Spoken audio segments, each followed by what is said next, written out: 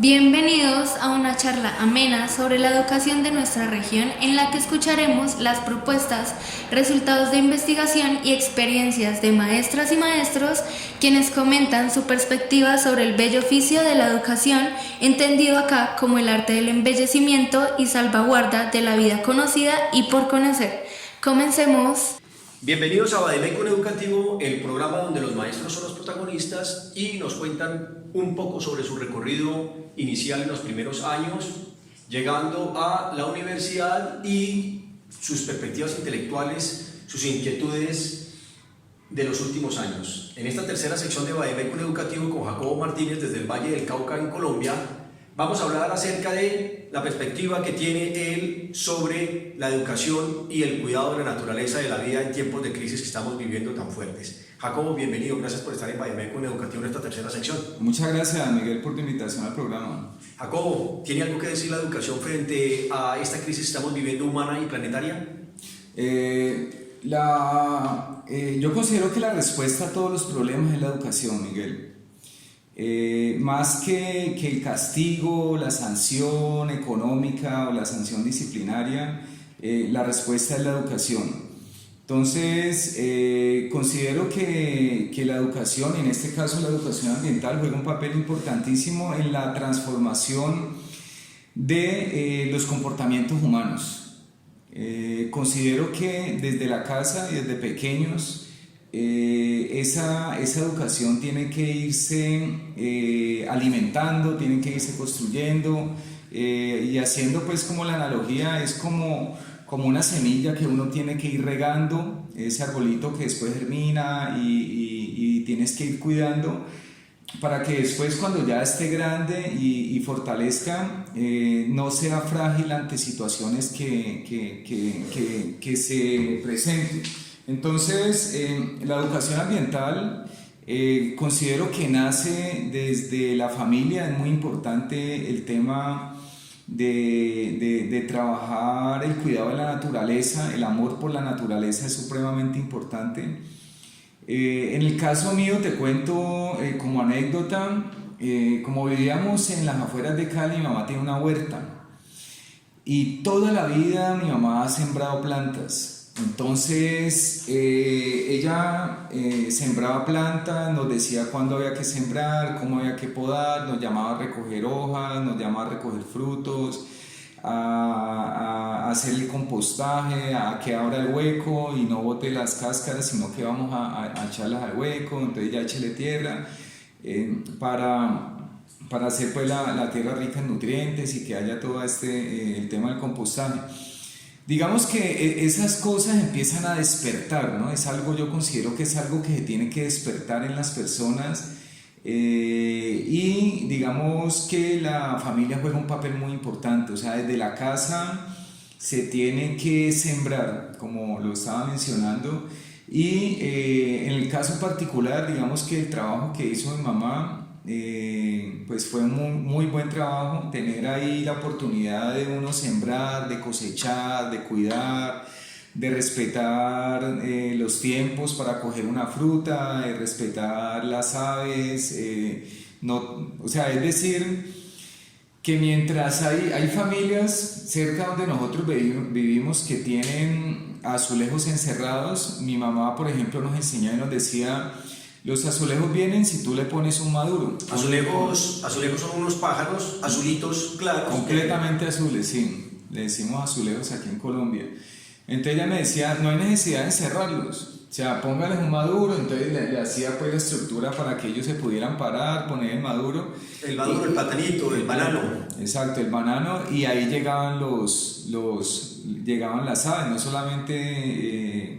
Incluso hemos tenido visitas de carpinteros, de bicho fuego, una cantidad de aves que llegan ahí que uno desconoce y que saben que existen, ¿no? Hay unas aves supremamente extrañas que llegan ahí de colores que uno nunca había visto y que son muy ariscas, como se dice, como que se esconden. Entonces, digamos que si uno no tiene esa oportunidad de acercarse a ese conocimiento, digamos, ancestral de la mamá, porque la mamá viene del campo, viene del cuidado de la tierra, viene que hay que cosechar, que cultivar nuestros propios alimentos, Entonces se puede hacer un poco difícil entender la educación ambiental.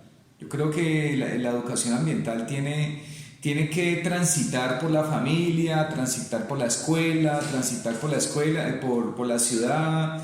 En todos los lugares donde estamos tiene que estar inmersa la educación ambiental, y la respuesta a la crisis que vivimos ahora, Miguel, es eso, es educarnos y transformar prácticas que tenemos cotidianas. Maestro, qué uso tan interesante usted tiene sobre la vida y las metáforas que usa, la personificación del árbol que crece como la persona que se educa. Propia, me imagino que su formación como biólogo y su experiencia como maestro, ese cuidado de la naturaleza y esa formación y ese cultivo tanto de la tierra como de la personalidad, de la humanidad que cuida a su vez la naturaleza. La escuela y los maestros actualmente estamos cumpliendo el papel.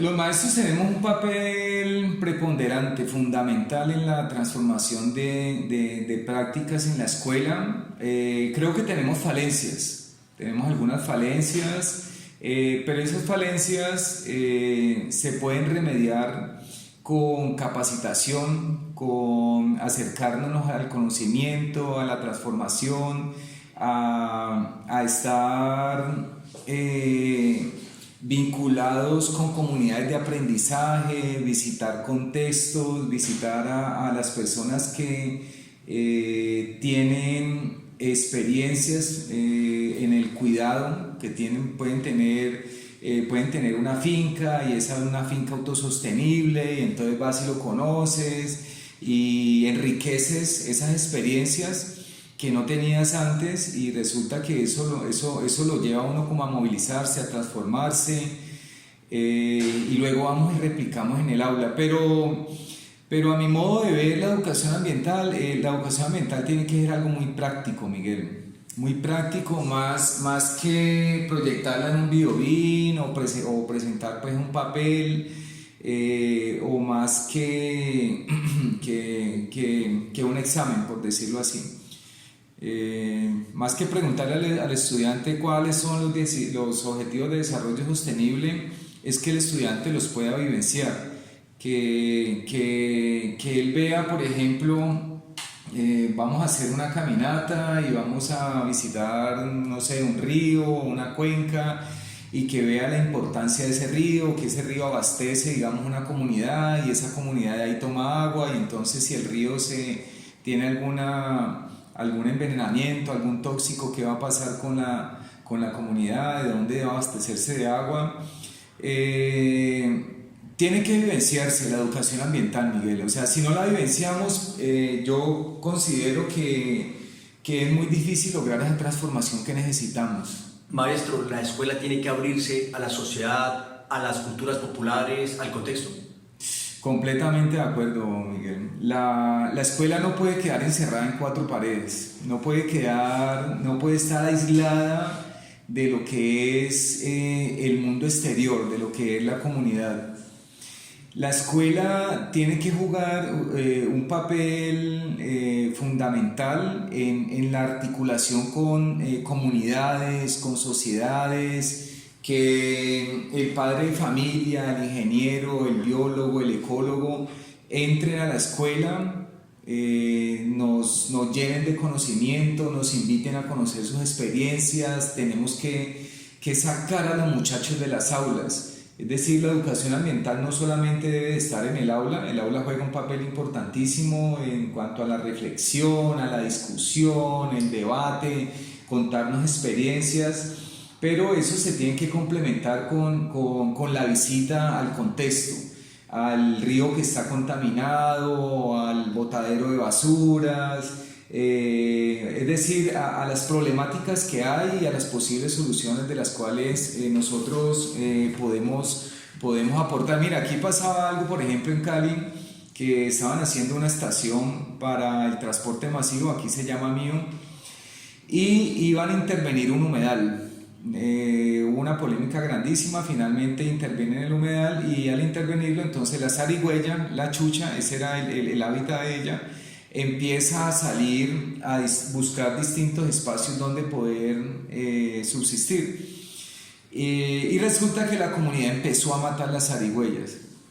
La comunidad empezó a matar las zarigüeyas, aquí les decimos chucha, y mostraban videos, pues, cómo las mataban, cómo se iba metiendo a la casa, o el perro llegaba y las echaba, la mordía, la mataba. Ya las consideraban como plaga cuando fuimos nosotros quienes invadimos su hábitat. Sí, exacto. Entonces la gente desconocía cuál era el papel de la zarigüeya, el papel ecológico, por ejemplo. Entonces ya la persona cuando vivencia el maltrato a la zarigüeya, la maté, no tenía que haberla matado, no sabía que nos ayudaba a controlar plagas, que dispersaba semillas, que es inofensiva. Entonces esa experiencia empieza a generar una transformación y a reconocer el valor del humedal, que antes no lo tenía, ¿sí? Entonces mira que sí hay que vivenciar la educación ambiental, aparte de complementarla pues con la reflexión, la discusión y en el contexto, Miguel. Jacobo, usted nos contaba extra micrófono que está haciendo un trabajo actualmente sobre la formación ambiental y la historia de la formación ambiental en las escuelas normales de educación superior en el departamento del Valle del Cauca en Colombia. ¿Está relacionado con lo que estamos hablando, Jacobo?